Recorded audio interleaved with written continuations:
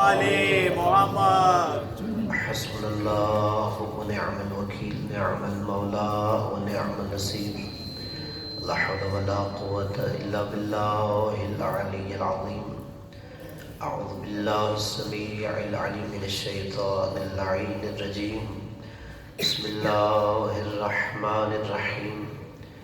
الحمد لله الذي نور قلوبنا بنور الإيمان وبصر عيوننا بضوء الفرقان، والشكر لك يا ذا الفضل والإحسان. الصلاة والسلام على الذي جعلته نبيا في أول إيجاد الكون والمكان، ثم غمسته ألف ألف عام في بحور العلم والبرهان. ثم الصلاة والسلام على ناصر شريعته وقاضي دينه ومنفذ أحكامه والمروج للإيمان والمدمر لأهل الكفر والفسوق والعصيان. ثم الصلاة والسلام على زوجته التي نزل في تزويجها القرآن، حيث قال سبحانه وتعالى مرج البحرين يلتقيان. ثم الصلاة والسلام على اللؤلؤ والمرجان، بالخصوص على إمامين وهمامين والسعيدين والشريفين واسمهما الحسنان. ثم الصلاة والسلام على باقي الأئمة الذين هم أمناء الرحمن، بالخصوص على سيدنا مولانا صاحب العصر والزمان. اللهم صل على محمد وآل محمد. صلوات الله على محبيهم ولعنة الله على مبغضيهم في كل حين وأوان. أما بعد، فقد قال الله سبحانه وتعالى في كتابه الفرقان: بسم الله الرحمن الرحيم. قل لا أسألكم عليه أجرا إلا المودة في القربى. مل کے بواز بلند صلوات. اللهم صل على محمد وآل محمد. نعرہ تکبیر. اللہ اکبر. تمام حاضرین مل کے اپنی زبان کو توحید کے نعرے سے معطر کیجیے. پنجتن کے خالق کا نام ہر بلندی سے بلند ہے. نعرہ تکبیر. اللہ اکبر. نعرہ رسالت. یا رسول اللہ. یہ نعرہ مسلمان کی پہچان نعرہ ہے. سب مل کے اپنے اسلام کا اعلان کیجیے. نعرہ رسالت. یا رسول اللہ. نعرہ حیدری. یا حیدری. رسول کی حدیث ہے حضرت علی علیہ السلام کی محبت مومن کی نشانی ہوتی ہے. سب مل کے اپنے ایمان کا اعلان کیجیے. نعرہ حیدری. یا حیدری. حسینیت زندہ باد. یزیدیت مردہ باد. خلوت تطہیر بھی بلند تر صلوات. اللہم صلی علی محمد وآل محمد. سب سے پہلے دعا ہے کہ مالک آپ کا تشریف لانا اپنی بارگاہ میں عبادت میں شمار فرمائے. جو بھی بندہ صف ادا پہ آتا ہے دل میں کوئی نہ کوئی حسرت حاجت دعا لے کے آتا ہے. یہ 5 روزہ مجالس ازا خاتون جنت سلام اللہ علیہ کی ذات مبارکہ سے منسوب ہے. مالک اس بی بی کے صدقے میں بانیان آپ تمام حاضرین جو دعائیں حاجات لے کے اپنی بارگاہ میں مستجاب فرمائے. آپ تمام حاضرین بانیان کے خانوادے کے درجات بلند فرمائے. ہم سب کو دنیا میں آئمہ کی زیارت، آخرت میں شفاعت نصیب فرمائے. بالاخص فلسطین کے مظلوموں کی محافظت فرمائے. ہمارے وقت کے امام کو ہم سے راضی فرمائے. اپنے اپنے دعاؤں کی قبولیت کے لیے بلند تر صلوات پڑھیے. اللہم صلی علی محمد وآل محمد. عزیزان گرامی، صاحبان عزیز وقار برادران اسلام، محبان اہل بیت علیہم السلام، یہ 5 روزہ مجالس جو خاتون جنت سلام اللہ علیہ کی ذات مبارکہ سے منسوب ہیں، اس کے لیے میں نے سورہ شورى کی آیت نمبر 23 کے جز کو سرنامہ کلام قرار دیا ہے، جس میں اللہ نے کہا: قل، میرے حبیب امت سے کہو، لا اسألکم علیہ اجرا، مجھے اس رسالت پہ کوئی اجرت نہیں چاہیے، اس رسالت کا معاوضہ نہیں چاہیے، اس رسالت کی مزدوری نہیں چاہیے، الا المودۃ فی القربى، اس کی اجرت یہ ہے میرے قربہ سے مودت کرو۔ یعنی رسالت کی اجرت میں کہا کہ قربہ کی مودت مانگو۔ اب اللہ نے نام نہیں لیا، بیٹا توجہ میری طرف کیجیے، صلوات پڑھیں محمد اللہم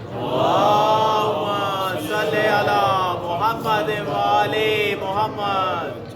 بیٹا توجہ میری طرف رکھیے گا کہ اللہ نے کہا قل، اپنی حبیب امت سے کہو، لا اسألکم علیہ اجرا الا المودۃ فی القربى، کہ اس رسالت کی اجرت یہ ہے میرے قربہ سے مودت کرو۔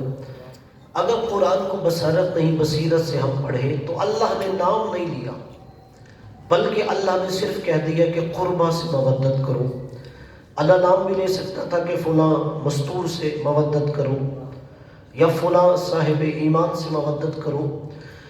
کبھی کبھی کچھ آیتوں میں اللہ ایسے کرتا ہے کہ نام نہیں لیتا، بلکہ اللہ صفات بیان کرتا ہے تاکہ مخالف کا ضمیر اسے اس در پہ جھکنے پہ مجبور کر دے۔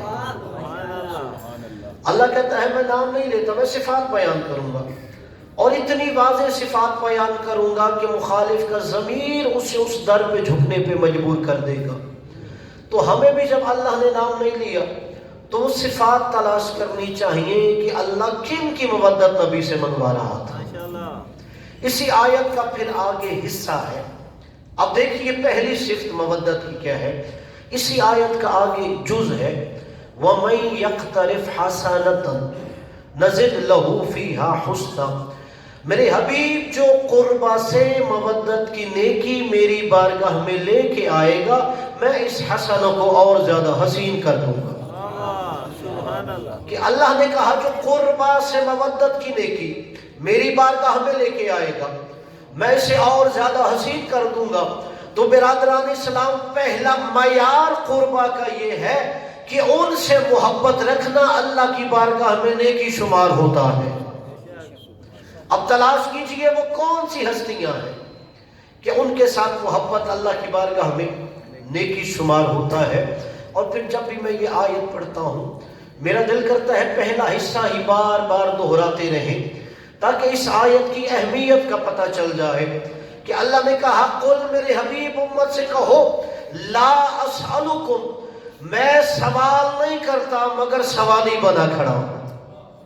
جسے جملہ سمجھ آیا ہو پھر جملہ دہرا رہا ہو کہ آیت کا پہلا حصہ ہی بار بار دہراتے رہو، آپ کو اس آیت کی اہمیت کا پتہ چل جائے گا۔ نبی نے کہا لا اسألکم، میں سوال نہیں کرتا مگر سوالی بنا کھڑا ہوں۔ ہم سارے مسلمان اپنی مسجد میں نعتیں پڑھتے ہوئے کہتے ہیں کہ بھر دو جھولی میری یا محمد، بھر دو جھولی میری یا محمد، بھر دو جھولی میری یا محمد، کہنے والوں قربہ کی مودت کے لیے مصطفیٰ جھولی پھیلائے کھڑا ہے۔ بھر دو جھولی میری یا محمد کہنے والوں، قربہ کی مودت کے لیے مصطفیٰ جھولی پھیلائے کھڑا ہے۔ کہ لا اسألکم، میں سوال نہیں کرتا مگر میں یار سوالی بنا کھڑا ہوں۔ یہ کون سوال کر رہا ہے؟ جس کے دروازے سے سائل خالی واپس نہیں جاتا وہ سوال کر رہا ہے۔ اگر آپ جملے کی قدر کریں تو ہدیہ کر رہا ہوں۔ یہ کون سوال کر رہا ہے؟ سلونی سلونی کہنے والے کو گھٹی دینے والا سوال کر رہا ہے۔ اور سوال دو وجہ سے کیا جاتا ہے، یا امتحان لینے کے لیے یا طلب کے لیے۔ اگر آپ نے کسی کا امتحان لینا ہو، اس کے سینے میں کتنے علوم و معرفت ہے، آپ پھر سوال کریں گے۔ یا دوسرا ہوتا ہے کسی سے طلب کچھ کرنا ہو، پھر سوال ہوتا ہے۔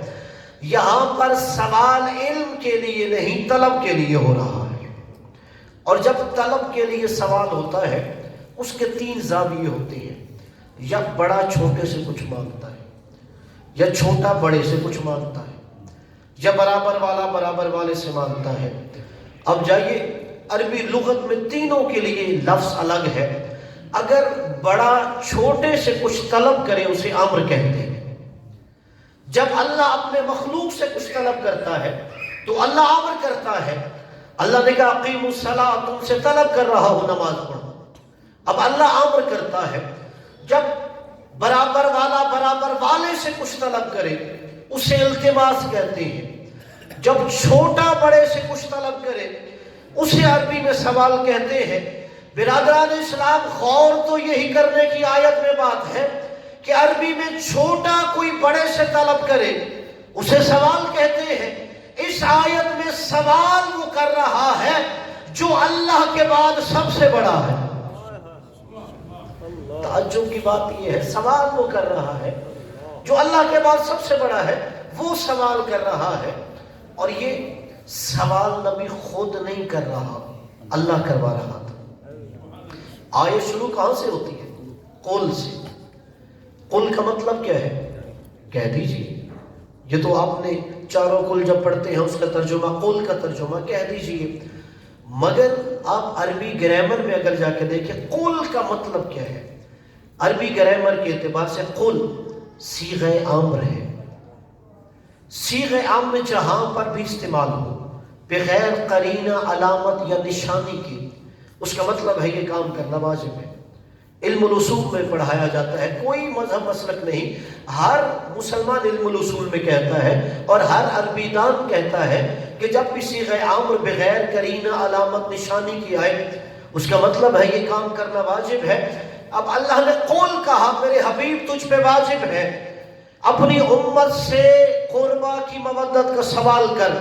اللہ نے نبی کو امر کیا ہے تجھ پہ واجب ہے اپنی امت سے قربا کی مودت کا سوال کر، تو پھر لا الہ الا اللہ محمد الرسول اللہ پڑھنے والوں اپنے مرضی کی عالم کے سر پہ قرآن رکھ کے پوچھو، جن کی مودت کا سوال کرنا نبی پہ واجب ہو ان کی مودت ادا کرنا امت پہ کیا ہونا چاہیے؟ جن کی مودت مانگنا نبی پہ واجب ہے ان کی مودت دینا نبی کی امت کے لیے کیا ہونا چاہیے؟ ہر منصف مزاج کہے گا جن کی مودت مانگنا نبی پہ واجب ہے ان کی مودت ادا کرنا امت پہ اوجب ہونا چاہیے۔ اور یہاں پہ نبی نہیں اجر رسالت مانگ رہے، قل یعنی اللہ منگوا رہا ہے۔ میں مثال دیتا ہوں تاکہ یہ جو میرے بچے ہیں ان کے ذہنوں پہ جملہ میرا نقش ہو جائے۔ آپ اکثر جب شہر میں سفر کر رہے ہو، آپ کی گاڑی کسی سگنل پہ رکی، سائل آیا، اس نے شیشہ کھٹکھٹایا، آپ نے شیشہ نیچے کیا، سائل نے کشکول آگے بڑھایا، آپ نے اس کے کشکول میں کچھ ڈال دیا، آپ نے یہ اس مانگنے والے کو دیا ہے۔ اور کبھی ایسا ہوتا ہے آپ کی جیسے ہی گاڑی اشارے پہ رکی، پیچھے کوئی اور کھڑا ہوتا ہے، اس نے اشارہ کیا جاؤ اس سے جا کے کچھ مانگو۔ اب اس کے کہنے پہ آپ کی گاڑی کے قریب آیا، اس نے شیشہ کھٹکھٹایا، آپ نے شیشہ نیچے کیا، اس نے کشکول آگے بڑھایا، آپ نے اس کے کشکول میں کچھ ڈال دیا۔ یہ جو دوسرا مانگنے والا آیا ہے آپ نے اس سے بھی دیا ہے اور اسے بھی دیا ہے جو کہہ رہا تھا مانگ، اسے بھی دیا اور اسے بھی دیا جو کہہ رہا تھا مانگ۔ اب جسے مثال سمجھ آ گئی نتیجہ دے رہا ہوں، آیت میں نبی اجر رسالت نہیں مانگ رہے، اللہ منگوا رہا تھا۔ اب لا الہ الا اللہ محمد الرسول اللہ پڑھنے والوں، اگر تم نے نبی کے قربا سے مودت نہ کی تو تمہارے دروازے سے خدا بھی خالی لوٹ جائے گا، مصطفیٰ بھی خالی لوٹ جائے گا۔ اور محمد والے محمد بلندر صلوات صلی علی محمد والے محمد۔ اگر تم نے قربا سے مودت نہ کی، اگر تم نے اجر رسالت نہ دیا، تمہارے دروازے سے خدا بھی خالی لوٹ جائے گا، تمہارے دروازے سے مصطفیٰ بھی خالی لوٹ جائے گا۔ میں کہوں گا بارے الہ، تو نے نبی کو سوالی کیوں بنا دیا کہ سوال نبی کر رہا ہے؟ عجب نہیں کہ خدا فرمائے بسا اوقات کچھ ایسے انا پرست ہوتے ہیں، اگر ان کو حکم دیا جائے انہیں برا لگتا ہے، مگر سوال کیا جائے تو وہ پورا کر دیتے ہیں۔ اللہ نے کہا میں نے اس لیے قربا کی مودت جو واجب ہے نبی کو سوالی بنا دیا ہے تاکہ ہر بندہ کہے محمد صرف آمر نہیں سوال کر رہا ہے۔ ہر بندے کا ضمیر اسے اس کا جواب دینے پہ مجبور کر دے۔ اب میرے جتنے برادران اسلام موجود ہیں، آپ جائیے اپنے مرضی کا اردو ترجمہ اٹھا لیں، شیعہ ہو، بریلوی ہو، دیوبند ہو، اہل حدیث مکتبہ فکر، کوئی بھی اٹھا لیجیے۔ اس آیت کا ترجمہ کیا کیا ہے؟ میرے حبیب امت سے کہو رسالت کی اجرت یہ ہے میرے قریبیوں سے مودت کرو۔ قربہ کا ترجمہ کیا؟ قریبی۔ اور یہی اگر آپ نے قربہ قریبی سمجھ لیے تو میں کہوں گا آج آپ کا جناب سیدہ کے مجلس میں آنے کا حق ادا ہو گیا۔ ہر مفسر نے قربہ کا ترجمہ کیا کیا؟ قریبی۔ اور اس لیے یہ ترجمہ ہوتا ہے کہ ہر بندہ اپنے مرضی کے قریبی نکال سکتا ہے کہ اپنے قریبیوں سے مودت کرو، ہر بندہ اپنے مرضی کے قریبی نکال سکتا ہے۔ قرب تین اعتبار سے ہوتا ہے، تین طرح کے قریبی ہوتے ہیں۔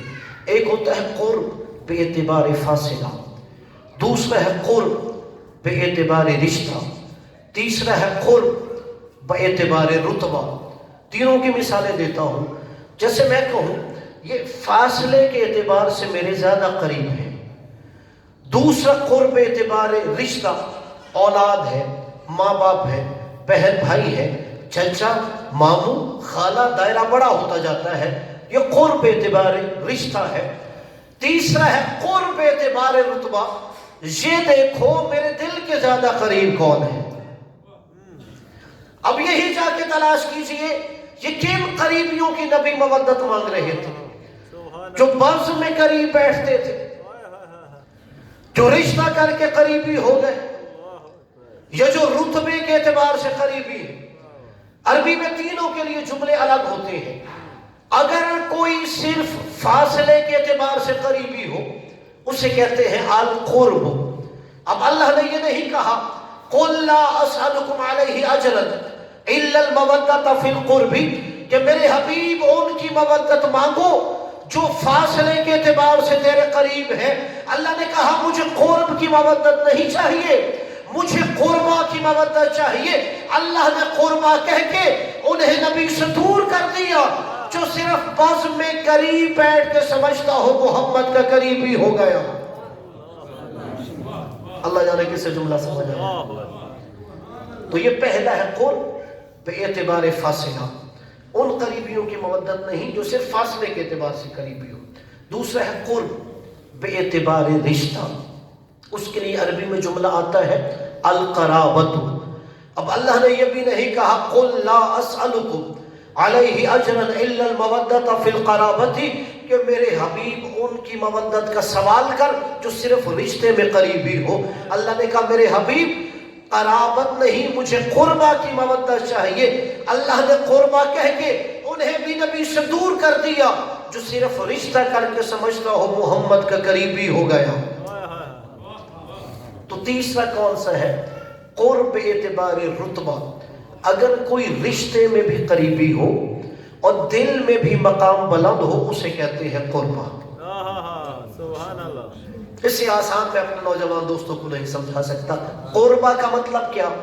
نبی کے رشتے میں بھی قریبی ہو، نبی کے دل میں بھی مقام بلند ہونا چاہیے، نبی کے رشتے میں بھی قریبی ہو، نبی کے دل میں بھی مقام بلند ہونا چاہیے۔ جب اللہ نے قرآن میں نام نہیں لیا تو میں نام کیوں لوں؟ لطف چلا جائے گا۔ اب خود جا کے تاریخ اسلام میں تلاش کرو قربہ کسے کہتے ہیں؟ نبی کے رشتے میں بھی قریبی ہو، نبی کے دل میں بھی مقام بلند ہو، رشتے میں بھی قریبی ہو، نبی کے دل میں بھی مقام بلند ہو۔ نبی کے دل میں کتنا مقام بلند ہونا چاہیے؟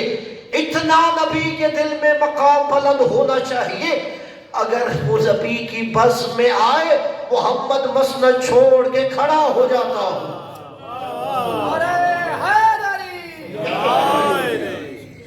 اتنا نبی کے دل میں مقام بلند ہونا چاہیے کہ اگر وہ نبی کی بس میں آئے میرا نبی مسند چھوڑ کے کھڑا ہو جاتا ہو۔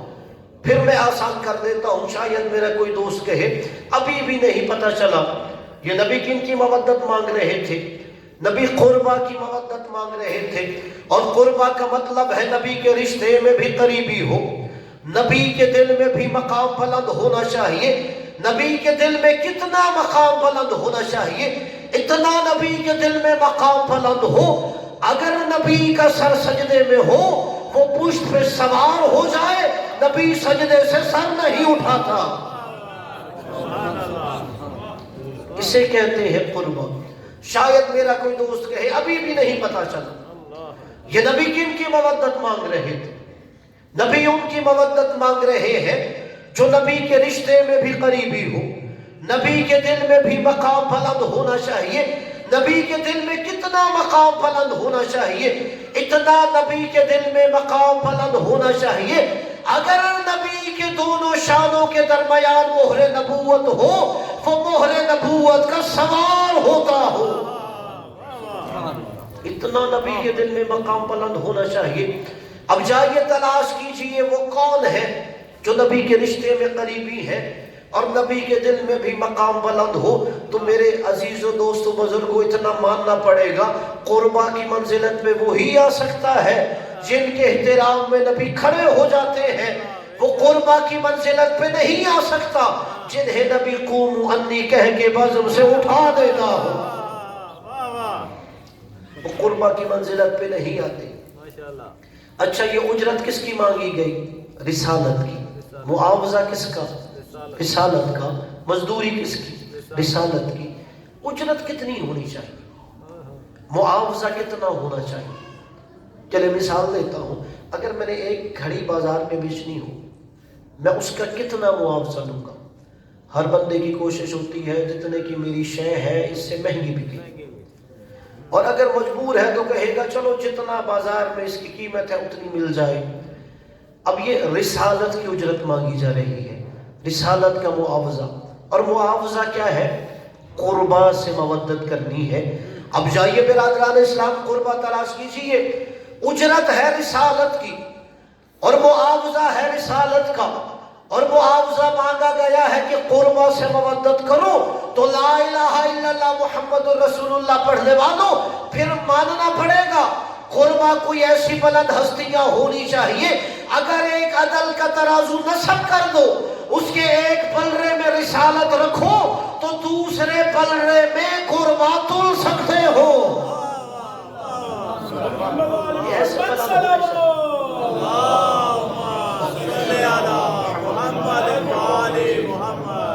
جو کوئی ایسے بلند ہستیاں ہونی چاہیے، اگر عدل کا ایک ترازو نصب کرو، اس کے ایک پلڑے میں رسالت رکھ دو تو دوسرے پلڑے میں یہ قربا تل سکتے ہو، یہ اتنے بلند ہو۔ اب میرا کوئی دوست نوجوان کہے اچھا یہ نبی سوال کر رہے تھے کہ جب پیپر دیا جاتا ہے کچھ سوال لازمی ہوتے ہیں کچھ اختیاری ہوتے ہیں، یہ سوال بتائیے لازمی ہے یا اختیاری ہے؟ آیت کا انداز ہی بتا رہا ہے یہ سوال لازمی ہے کہ میرے حبیب تجھ پہ واجب ہے، جاؤ قربا کی مودت کا سوال کرو۔ اس کے لیے بھی میں مثال دیتا ہوں تاکہ میرے بچوں کے انوار قلوب پہ نقش ہو۔ میں نے اپنی جیب میں اپنے حلال کی کمائی ڈالی۔ میں لاہور کے کسی بازار میں چلا گیا، میں نے کہا میں اپنے لیے ایک سوٹ خرید کے لاتا ہوں۔ بیٹا توجہ میری طرف کرنا، صلوات پڑھیے محمد۔ اللہم صلی علی محمد وعلی محمد۔ ماشاءاللہ زیادہ اہم بات ہے تو نہیں ماشاءاللہ۔ مثال دے رہا ہوں، میں نے اپنی جیب میں حلال کی کمائی ڈالی۔ آپ کو یہ سمجھانے کے لیے یہ سوال لازمی ہے یا اختیاری ہے؟ میں نے اپنی جیب میں حلال کی کمائی ڈالی، میں لاہور کے کسی بازار مارکیٹ چلا گیا، اپنے لیے ایک سوٹ خرید کے لاتا ہوں۔ اب میری حلال کمائی ہے، میرا پاک مال تھا، میں نے بازار سے سوٹ خریدا، گھر لے آیا۔ اب میں نے وہی سوٹ درزی کو دیا، اسے میرے لیے سلائی کرو۔ اب درزی نے سوٹ سلائی کیا، میں درزی سے وہ سوٹ لے کے گھر آ گیا۔ میں نے درزی کو اجرت نہیں دی، معاوضہ نہیں دیا، سلائی نہیں دی۔ میں جمعے کے دن وہ سوٹ پہن کے عطر لگا کے مصلی عبادت پہ کھڑا ہو گیا، اپنے مرضی کے فرقے عالم مفتی کے سر پہ قرآن رکھ کے پوچھو میری نماز صحیح ہے؟ خدا آپ کو سلامت رکھے۔ قبلہ میرے پیچھے والے دوست پریشان ہو گئے، کوئی مذہب مسلک کی بات نہیں ہے، فرقے کی بات نہیں ہے، ہر مسلمان عالم مفتی کہے گا تمہاری نماز باطل ہے، میں کہوں گا میرا تو پاک مال تھا، وہ کہے گا پھر بھی باطل ہے، میں کہوں گا میری تو حلال کمائی ہے، وہ کہے گا پھر بھی باطل ہے۔ ان سے پوچھئے میری نماز باطل کیوں ہے، وہ کہے گا تم نے درزی کو اجرت نہیں کی تو پھر اسی مفتی کے سر پہ قرآن رکھ کے پوچھو، اگر میں ایک درزی کو اجرت نہ دوں تو سارے کہتے ہو نماز باطل ہے، تو رسالت کی اجرت دیے بغیر کیسی نمازیں پڑھ رہے ہو؟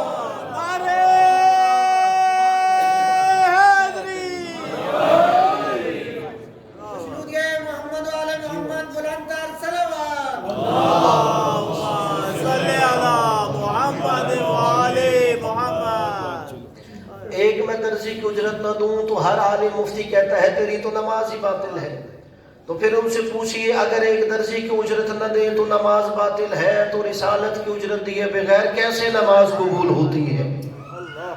اب شاید کوئی کہے اچھا آپ نے سارا دین ہی اسے ایک بات پہ لا کے کھڑا کر دیا کہ اگر رسالت کی اجرت ہے تو نماز قبول ہے، روزہ قبول ہے۔ یہ ممکن ہے کہ ایک ہی عمل پر سارے عمل آ کے کھڑے ہو جائے۔ اب میں ایک اور حدیث سناتا ہوں جو تمام علماء نے لکھی ہے اور اکثر خطبات جمعہ میں وہ سنائی جاتی ہے کہ نبی نے کہا ان قبلت الصلاۃ قبل ما سواها وان ردت رد ما سواها۔ نبی نے کہا اگر نماز قبول ہو گئی تمہارا ہر عمل قبول ہوگا، اگر تمہاری نماز رد ہو گئی تو ہر عمل رد ہو جائے گا۔ یعنی اتنا علماء مانتے ہیں کہ دین میں کوئی ایسی چیز ہے وہ ایک ہو تو سب قبول ہوتا ہے۔ یعنی نماز میں آ کے تو سب نے کہا اگر نماز قبول ہے، چلے اگر آپ جملے کا لطف لیں، نبی نے کہا کہ نماز قبول ہو گئی تو ہر عمل قبول ہے۔ نبی ان کی بات نہیں کر رہے جو نہیں پڑھتے، نبی ان کی بات کر رہے ہیں جو پڑھتے ہیں، کہ جو پڑھتے ہیں وہ بھی دیکھو قبول ہو رہی ہے یا نہیں ہو رہی۔ اب میرے نبی یا معصوم ایسے نہیں جو بندے کو بند گلی میں چھوڑ دے تو وہ اب سوچتا رہے، شک میں مبتلا ہو جائے، اللہ جانے کہ قبول ہوتی ہے یا نہیں ہوتی۔ پھر نبی سے سوال ہوا یا رسول اللہ آپ نے کہا نماز قبول ہوگی تو ہر عمل قبول ہوگا، تو وہ بھی تو پھر عمل بتائیے کہ نماز کیسے قبول ہوتی ہے؟ ماشاءاللہ ماشاءاللہ، کہ یا رسول اللہ ہمیں آپ ہی بتائیے کہ نماز قبول ہوگی تو ہر عمل قبول ہے، یہ نماز کیسے قبول ہوتی ہے؟ نبی نے یہ نہیں فرمایا کہ اگر تم سورہ فاتحہ پڑھو گے تو نماز قبول ہے، حالانکہ نبی نے یہ فرمایا تھا کہ سارے قرآن کا علم سورہ فاتحہ میں ہے، اور مولا علی نے اسے ایک قدم پھر آگے بڑھ کے کہا سارے قرآن کا علم فاتحہ میں ہے، فاتحہ کا علم بسم اللہ میں ہے، بسم اللہ کا علم بسم اللہ کی با میں ہے، اور بسم اللہ کی با کا علم نقطہ با میں ہے، اور پھر کہا انا نقطہ تحت با البسملہ، لوگوں بسم اللہ کی با کے نقطے کو علی کہتے ہیں۔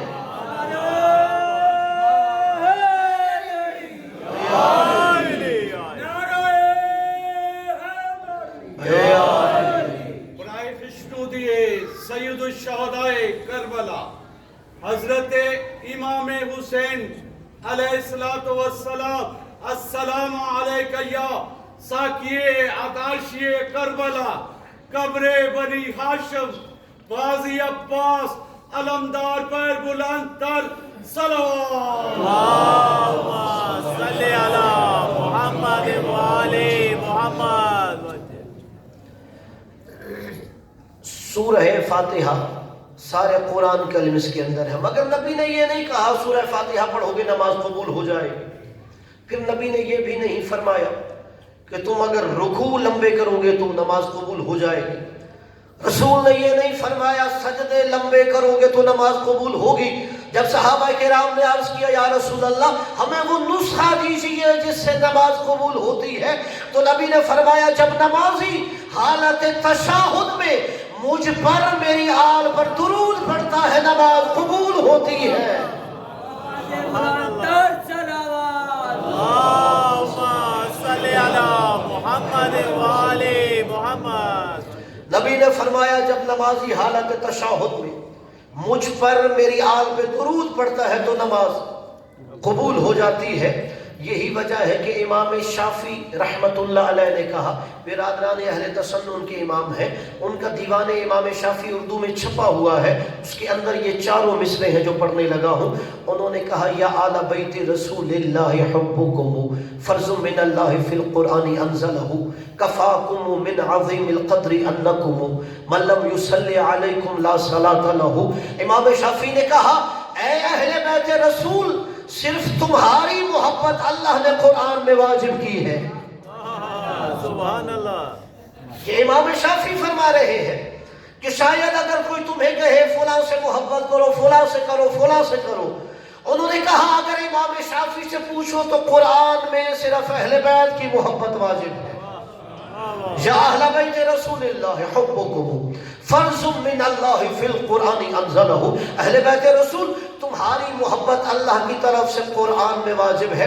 अगले जो दो मिसरे कहे, कहा कफ़ाकुम मिन अज़ीमिल क़द्रि अन्नकुम मन लम युसल्लि अलैकुम ला सलात लहु। कि अगर शाफी किसी बज़्म में चला जाए, वहाँ लोग जिसे अपना पीर मानते हैं, लोग जिसे अपना मुर्शिद मानते हैं, लोग जिसे अपना हादी व पेशवा मानते हैं, लोग उसकी फजीलतें बयान कर रहे होते हैं, का लोगों को पता है कि शाफी नबी के आल की फजीलतें पढ़ता है।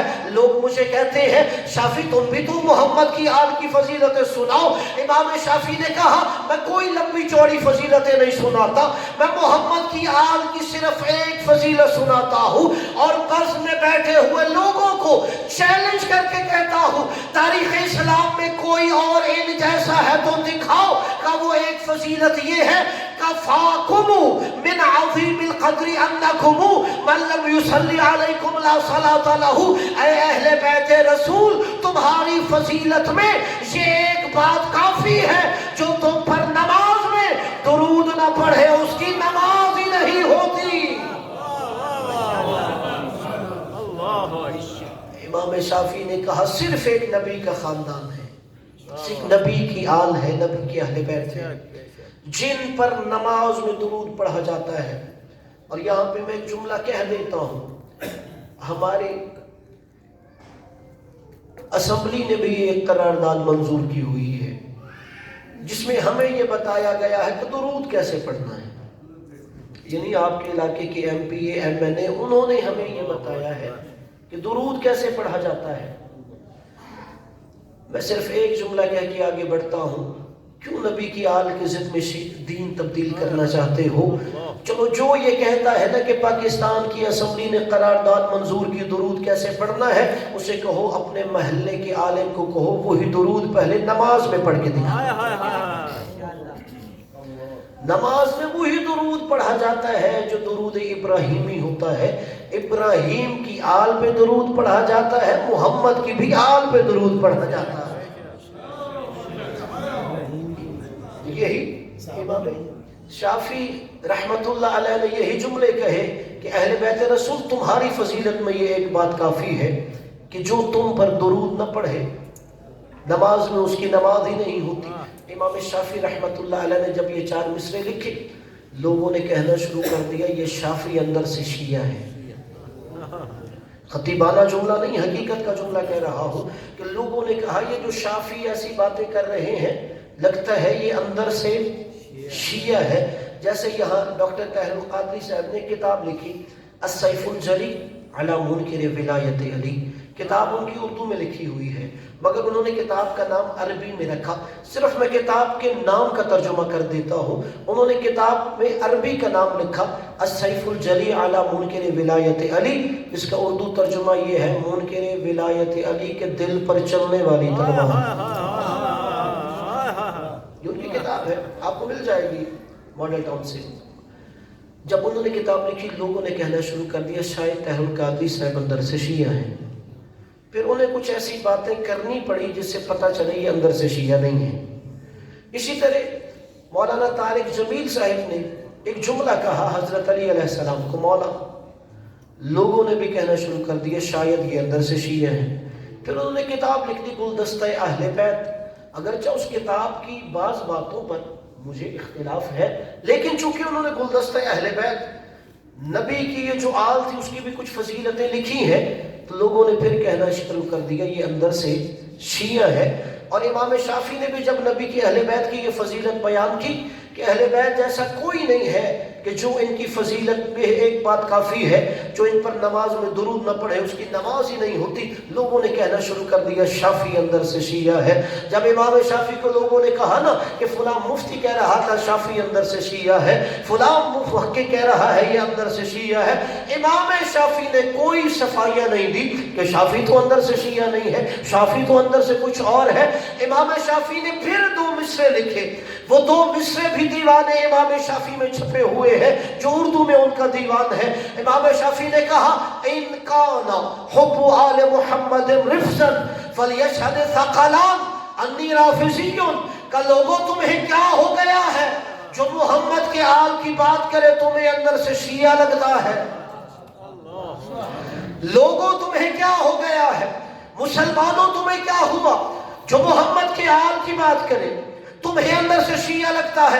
امام شافعی نے کہا سنو شافعی کا عقیدہ کیا ہے، ان کان حب آل محمد رفضا فلیشہد ثقلان انی رافضی، کہ مسلمانوں اگر تمہارے نزدیک محمد کی آل سے محبت کرنا شیعہ ہونے کا معیار ہے تو جن و انس گواہ رہنا شافعی بھی شیعہ ہو گیا ہے۔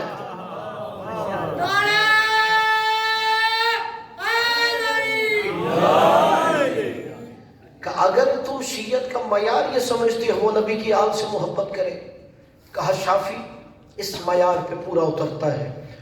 تو قربہ کون ہے؟ یہ وہی ہے کہ جن کا نبی کے دل میں مقام بلند ہے، جن کے آنے پہ نبی کھڑے ہو جاتے تھے، یہ وہی ہے جن پر نماز میں درود پڑھا جاتا ہے۔ چلو ایک جملہ کہہ دیتا ہوں، یہ درود ہے کیا؟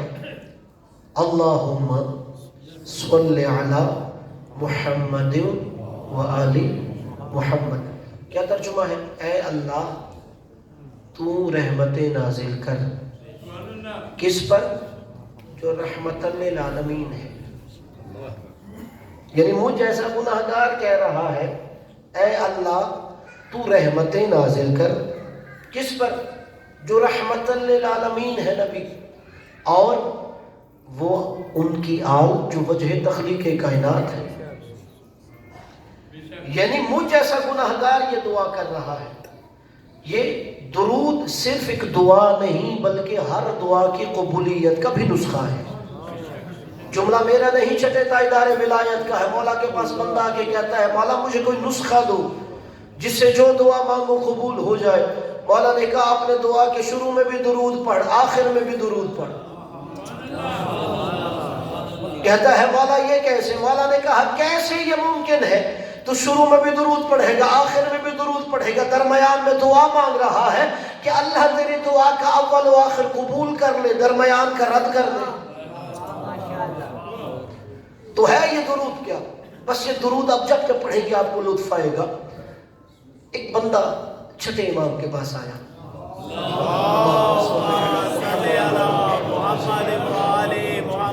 کیونکہ شریعت میں ہماری ذاتی بات کی کوئی اہمیت نہیں ہوتی جب تک معصوم کی دلیل نہ ہو۔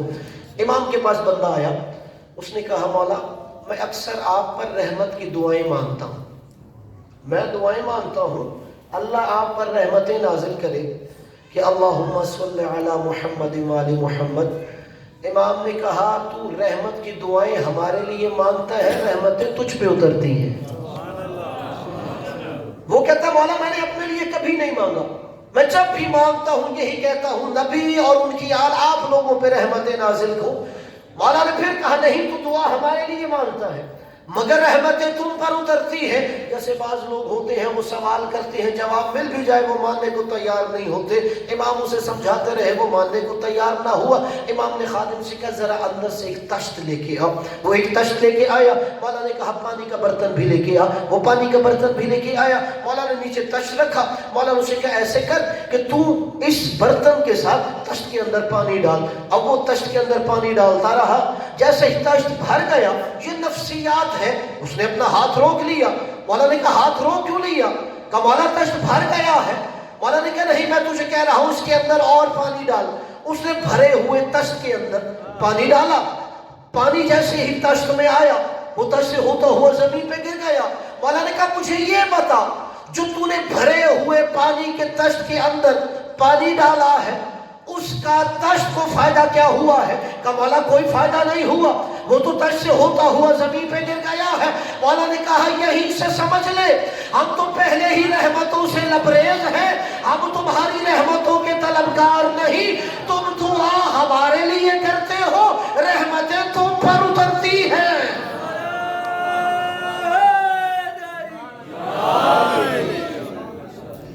امام نے فرمایا ہم پہلے ہی رحمتوں سے لبریز ہیں، تم کیا ہمارے لیے رحمتوں کی دعائیں مانگو گے؟ تم ہمارے لیے کرتے ہو، یہ رحمتیں تم پر پلٹ کے آتی ہیں۔ قربا وہی ہے جن کے لیے نماز میں درود پڑھا جاتا ہے۔ اور عزیز و دوستو بزرگو، اگر اور آسان کر دوں آخری جملہ فضائل کا، اگر آپ عربی گرامر کے اعتبار سے دیکھیں، قربا یہ صیغہ افعل تفضیل ہے جسے سپرلیٹو ڈگری کہا جاتا ہے اور واحد مؤنث کا صیغہ ہے، ایک ایسی مستور جو محمد کے سب سے زیادہ قریبی ہے، ان کی مودت مانگی جا رہی تھی کہ جن کے آنے پہ سید الانبیاء کھڑے ہو جاتے تھے۔ اگر آپ کو اس بی بی کی معرفت ہو جائے تو آپ رسالت کی اجرت ادا کر دیں گے۔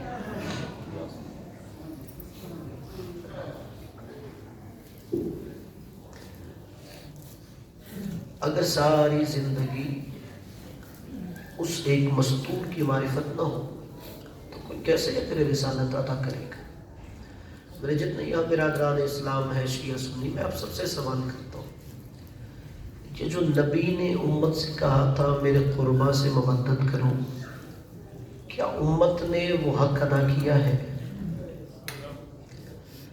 اگر کیا ہوتا تو مدینے سے یہ بین کی آوازیں نہ آ رہی ہوتی، صبت علیہ مصائب لو انہا صبت علی الایام سرنا لیالیا۔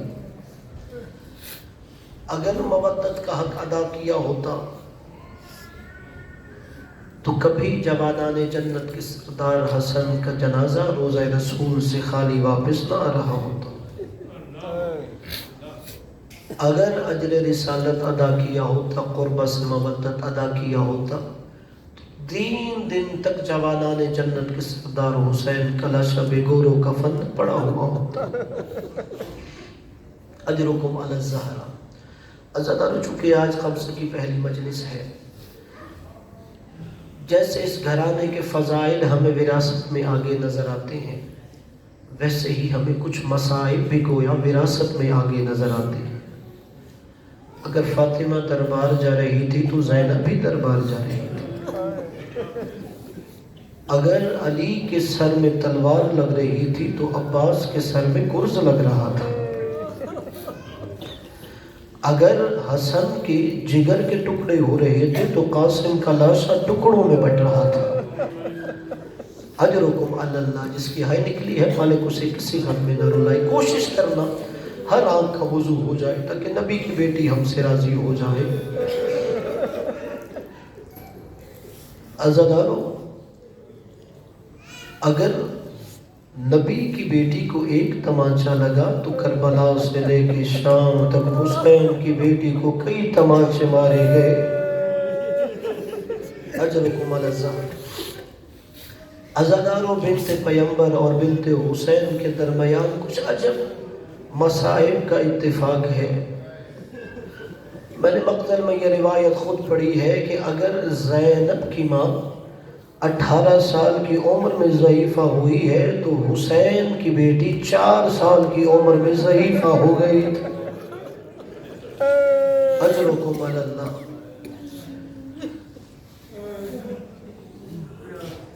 عزادارو، ہونا بھی چاہیے کہ جس بیٹی نے 7 قدم پہ کھڑے ہو کے دیکھا ہو بابا پہ گلے پہ خنجر چل رہا ہے، اور وہ بیٹی جو بابا کے سینے پہ سونے کی عادی ہو، اس کی کیا کیفیت ہوتی ہے؟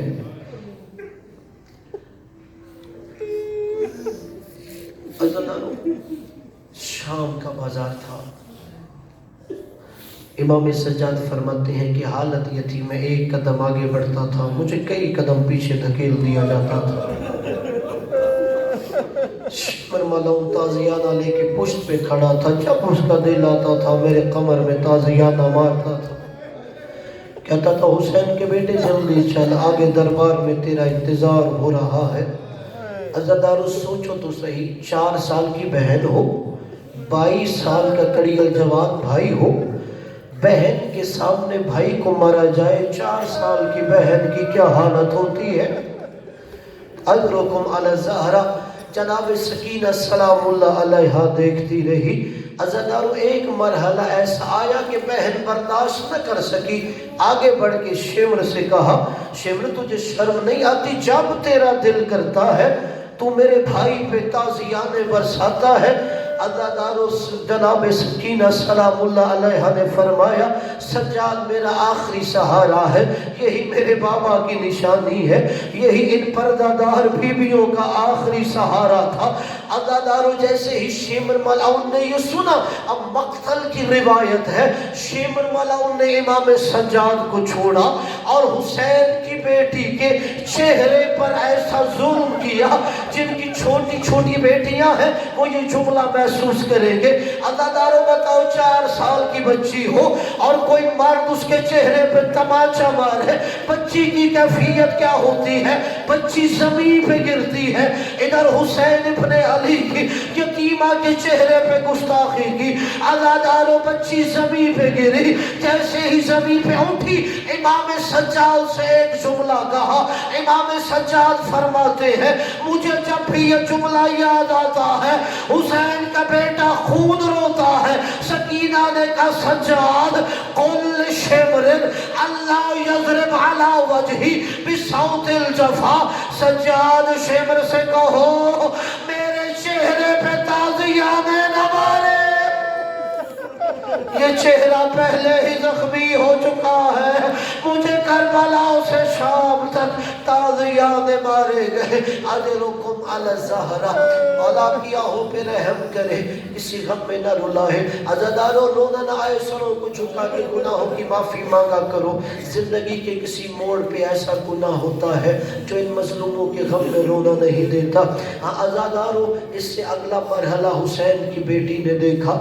آپ سنتے ہو نا کہ مدینے میں صرف علی کے گلے میں رسی ڈالی گئی تھی، مگر شام کے دربار میں ایک رسی تھی، 12 گلے تھے۔ اجرکم علی الزہرا، عزادارو ایک رسی 12 گلے، وہی رسی جناب فضا کے گلے میں، وہی رسی جناب زینب سلام اللہ علیہا کے گلے میں، وہی رسی جناب ام کلثوم سلام اللہ علیہا کے گلے میں۔ عزادارو سب سے آخر میں وہ رسی 4 سال کی بچی کے گلے میں باندھی گئی۔ یزید ملعون شراب پیتا رہا، نبی کی بیٹیاں سامنے کھڑی رہی۔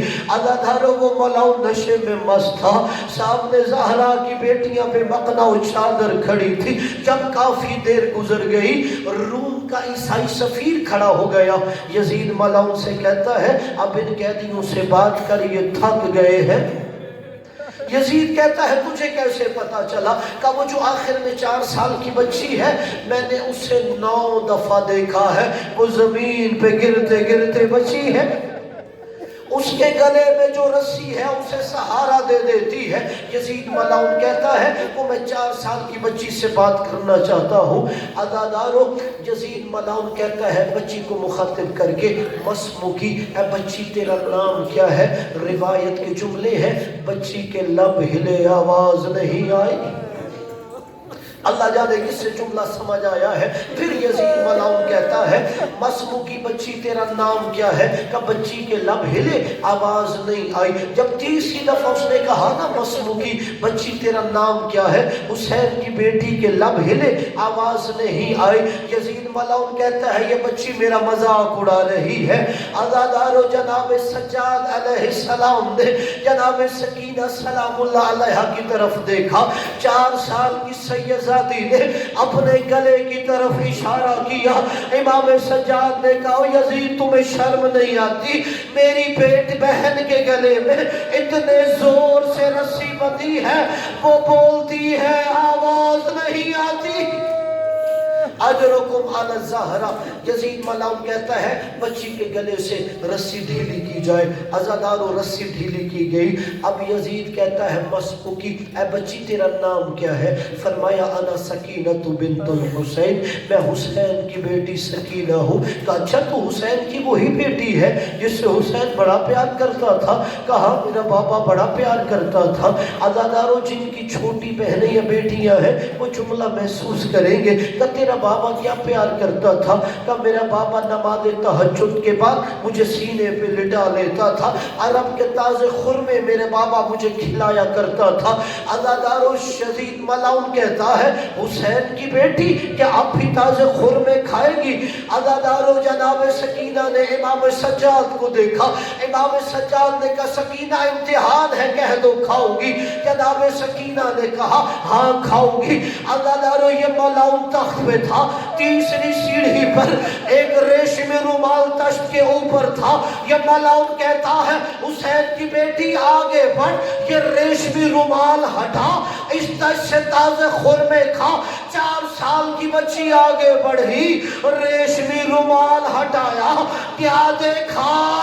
بابا کا خون میں تر چہرہ نظر آیا۔ 4 سال کی بیٹی نے اپنا رخسار بابا کے رخسار پہ رکھا۔ کہ بابا تو کہاں چلا گیا تھا؟ کہ یا ابتاہو من الذی ایتمنی، او بابا تیرے جانے کے بعد مجھے کس نے یتیم کر دیا؟ یا ابتاہو من الذی قطع وریدک، بابا تیرے گردن کی رگیں کس نے کاٹی ہے؟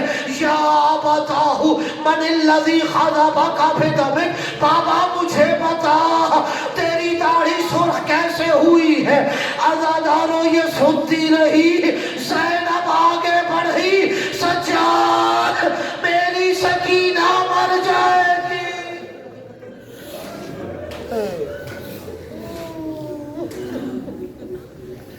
الا لعنت اللہ علی القوم الظالمین وسیعلم الذین ظلموا منقلب ينقلبون۔ الہی تجھے واسطہ اپنی عزت و جلالت کا، تجھے واسطہ قرآن و اہل بیت علیہ السلام کا، ہماری اس عظیم عبادت کو شفیع قبولیت عطا فرما۔ ذکر کے صدقے میں ہمارے گناہوں کو معاف فرما، ہمارے والدین و اساتذہ کے گناہوں کو معاف فرما۔